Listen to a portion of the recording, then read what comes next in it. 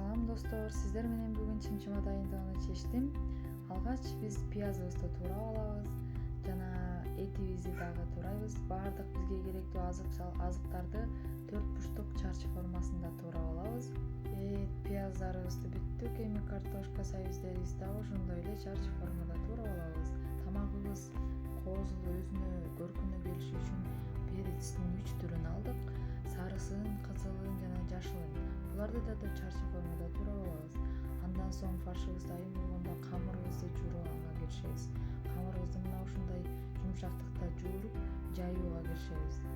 Аябай кол менен жаяйын деп кирсем, балам ыйлагандыктан машинкага өткөрүп салдым. Сиздер да оңой болуш үчүн машинкага өткөрүп салсаңыздар болот. Өткөрүлгөн камырыбызды майлап, аны да ушундай бир чарчы формасында, өтө чоң эмес формада кесип алабыз. Карсканыбызды майлап, карсканыбызга тизип алабыз. Тизип туруп 30 минутага бууга бышырып алабыз. Бууга камырыбызды асып койгон соң, казаныбызга майды куюп ысытып, дайындап алган фарштарыбызды, этти биринчи кууруп, жакшылап, андан соң анын үстүнө пиязды салабыз дагы, жакшылап аралаштырып, бир сыйра кууруп алып, үстүнө сабизди салып кууруп, аныбыз куурулган соң перецти да салабыз. Перецти өтө куурубастан кичине чалараак кылып кууруйбуз дагы. Үстүнө томатыбызды, калемпирибизди жана тузубузду татымына жараша кошуп алабыз дагы, жакшылап аралаштырып бир аз кое турабыз.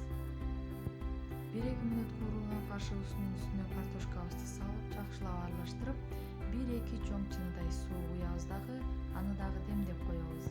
Биздин тамагыбыз дайын болгончокто барып огороктон зелендерди үзүп келейин дедим. Жузай жана укропду алып келип, ушундай майда кылып туурап, биздин даяр болгон тамагыбыздын үстүнө салып аралаштырып алдык. Мына ушундай кооз көрүнүштө болуп калат.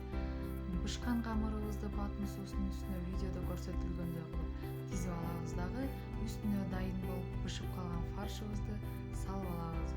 Мына достор, биздин чымчымабыз дайын болду. Чымчып алып жей берсеңиздер болот.